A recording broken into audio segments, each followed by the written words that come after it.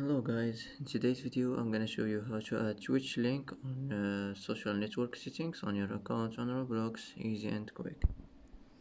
First click here and now click settings, and now here click account information.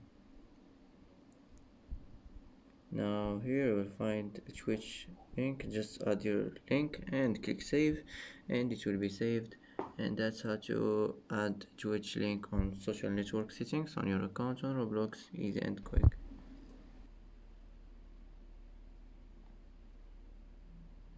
And that's it for today's video. If you like this video, don't forget to like and don't forget to subscribe.